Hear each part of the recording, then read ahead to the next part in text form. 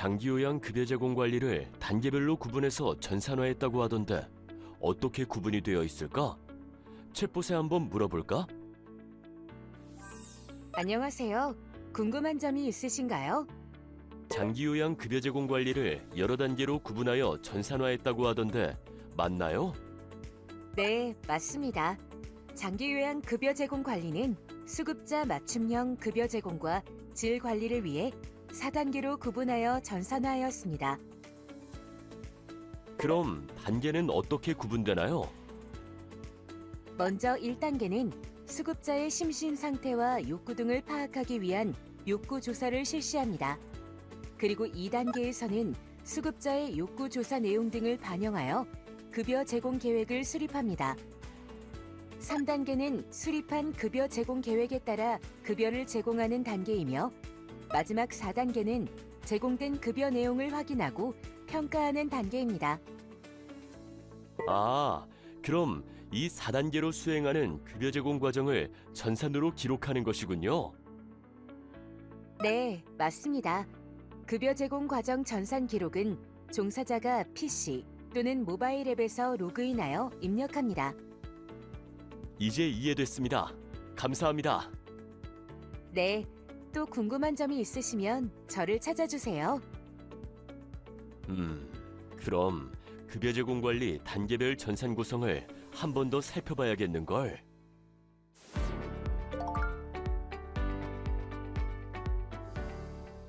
본격적인 학습에 앞서 먼저 장기요양 급여 관리를 위한 업무 구조에 대해 살펴볼까요? 장기요양기관 소속 종사자는 PC 또는 모바일 앱을 이용하여 수급자에게 제공한 내용을 입력하고 입력한 내용은 장기요양 정보 시스템의 급여 제공 관리 메뉴의 기록지로 연계되어 확인이 가능합니다. 그럼 이제 본격적으로 급여 제공 관리 메뉴가 어떻게 구성되어 있는지 살펴볼까요? 장기요양 정보 시스템의 급여 제공 관리 메뉴는 수급자 관리, 급여 제공 계획, 급여 제공 내용, 종사자 근무 관리, 기초 관리로 구성되어 있습니다. 급여 제공 계획 메뉴의 하부 메뉴에는 욕구 조사와 급여 제공 결과 평가가 있습니다. 그럼 급여 제공 계획에서 욕구 조사 메뉴를 먼저 살펴보겠습니다. 욕구 조사에는 수급자의 기능 상태를 파악하기 위한 낙상 위험도 평가와 인지 선별 검사 도구가 포함되어 있습니다. 낙상 위험도 평가와 인지 선별 검사는 장기요양기관에서 필요에 따라 선택적으로 사용할 수 있습니다. 그리고 수급자의 심신 상태 및 욕구 등을 파악하기 위한 욕구 조사 기록지가 있습니다. 낙상 위험도를 평가하기 위한 도구로는 보바스의 낙상 위험도 평가 도구를 사용하여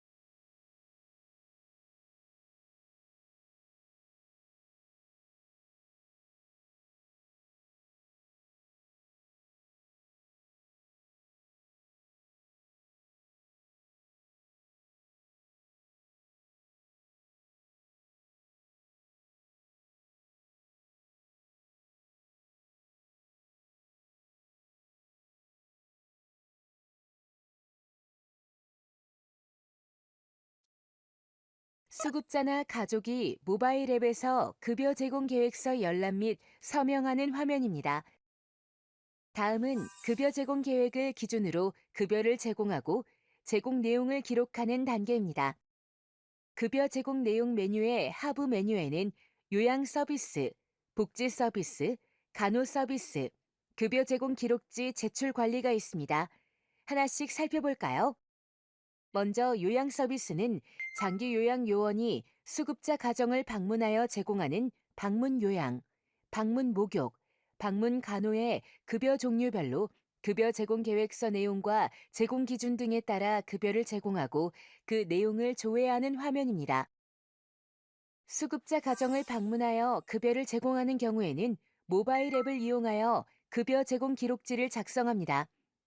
작성된 기록지 내용은 장기 요양 정보 시스템 급여 제공 관리 메뉴에 요양 서비스 급여 제공 기록지로 연계되고 방문 요양, 방문 목욕, 방문 간호 급여 종류별로 기록지 조회가 가능합니다. 모바일 앱에서 급여 제공 기록지 입력하는 화면입니다. 다음으로 간호 서비스 하부 메뉴에 있는 방문 간호 지시 내용입니다. 방문 간호 지시 내용을 입력하는 화면을 함께 살펴보겠습니다.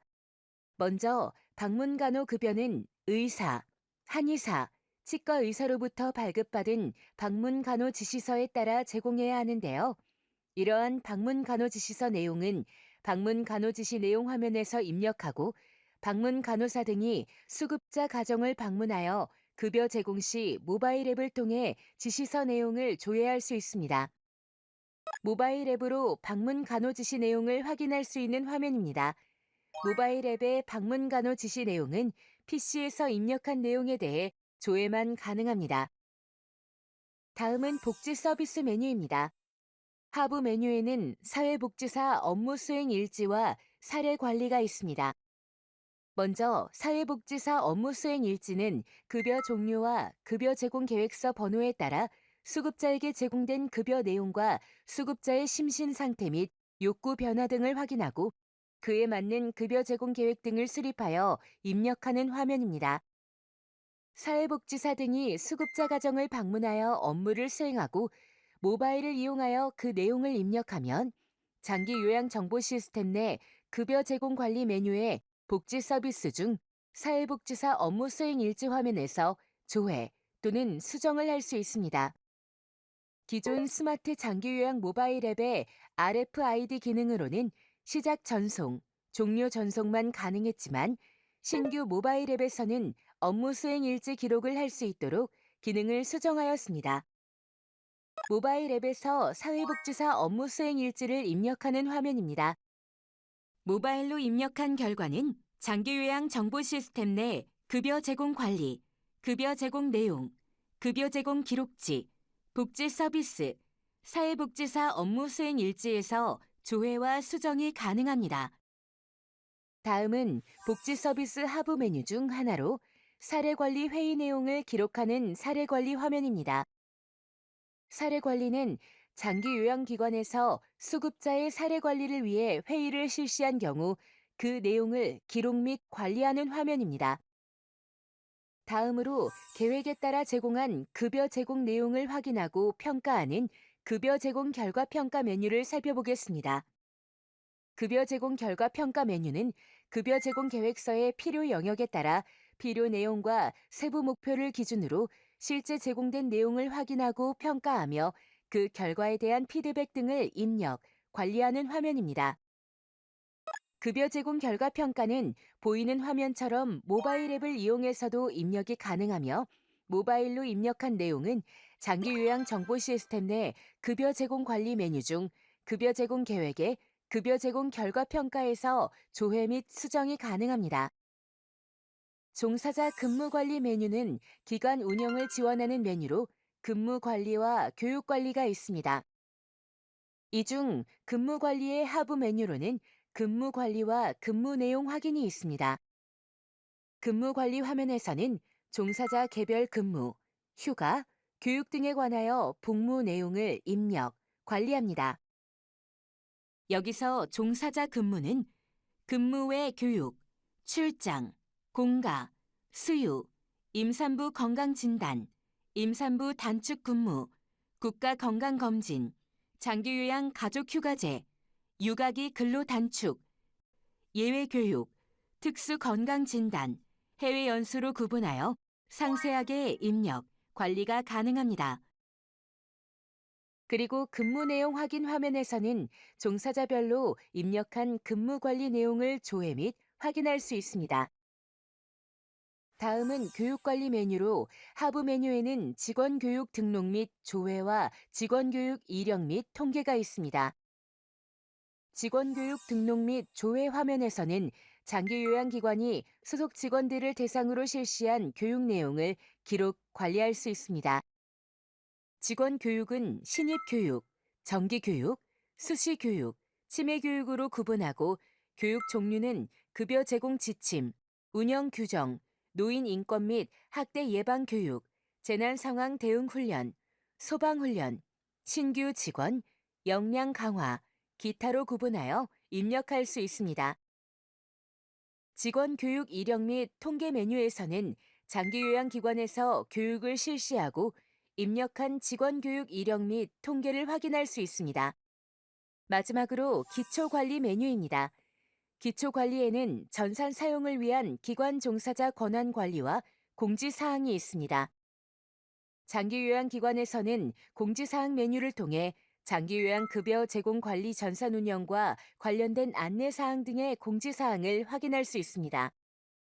그리고 기관 종사자 권한 관리 메뉴에서 전산 사용 권한을 부여받을 수 있는 기관 종사자는 관할 지자체의 해당 장기요양기관 소속으로 인력 신고가 된 종사자를 말합니다. 기관 종사자 권한 관리 메뉴 화면에 대해 자세히 살펴보겠습니다.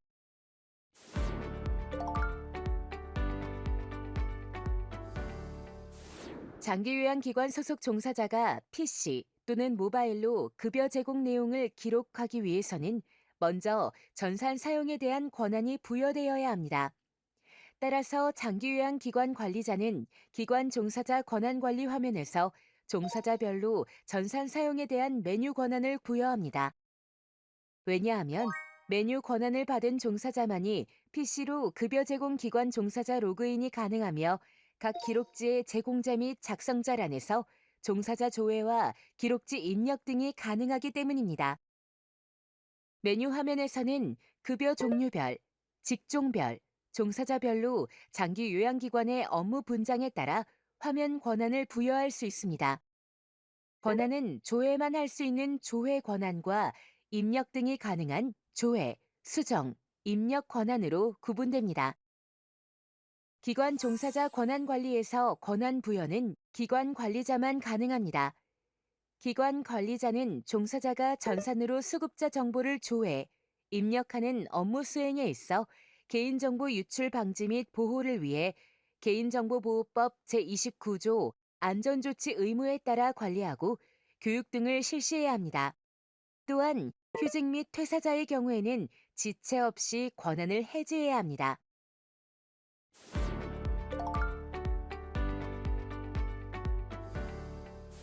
이번에는 로그인 방법에 대해 알아보겠습니다. 장기요양기관에서 급여 제공 관리를 위한 장기요양 정보 시스템 로그인은 공단에서 발급한 공동인증서를 이용하여 로그인하는 방법으로 기존과 동일합니다. 기관 종사자도 개인 로그인을 통해 전산을 이용하여 기록지 등을 직접 입력할 수 있도록 급여 제공 기관 종사자 로그인 방식을 추가 개발하였는데요. 급여 제공 기관 종사자 로그인 시에는 종사자 개인 인증서가 필요합니다. 급여 제공 기관 종사자 로그인은 보시는 화면과 같이 권한을 부여받은 종사자가 개인 인증서를 이용하여 로그인하게 됩니다. 종사자의 로그인 방법은 사용자 구분에서 급여 제공 기관 종사자를 선택하고 장기요양기관 기호와 종사자 개인 주민등록번호를 입력 후 개인 인증서 로그인을 선택합니다. 그리고 조회된 종사자의 인증서를 선택한 후에는 인증서 암호를 넣고 확인을 누르면 급여 제공 관리 메뉴 화면으로 이동하게 됩니다.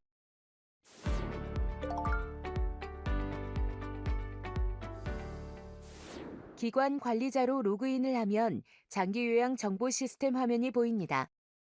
기존의 장기 요양 기관 업무 화면과 동일하나 급여 제공 관리 메뉴에서 수급자별 기록지 등 조회, 입력 및 종사자 권한 관리 등이 가능합니다.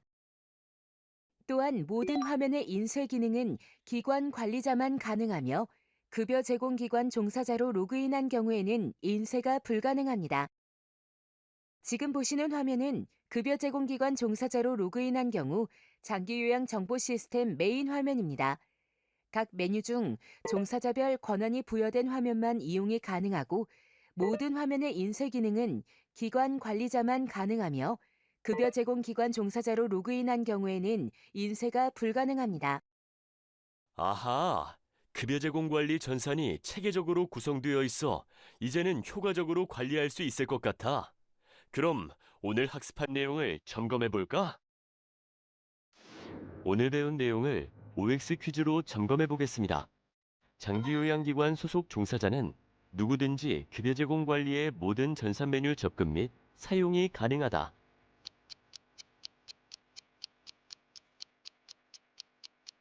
정답은 X입니다. 관할 지자체에 신고 등록된 종사자 중 기관 관리자가 업무 분장에 따라 권한을 부여한 전산 메뉴 화면에 한하여 접근 및 사용이 가능합니다. 종사자가 퇴사를 하거나 휴직 중인 경우 전산 사용 권한은 1개월 이내에만 해지하면 된다.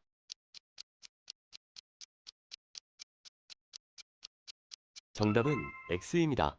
개인정보 유출 및 침해 사고 방지 등 개인정보 보호를 위해 퇴사 및 휴직 중인 종사자는 지체 없이 권한을 해지해야 합니다.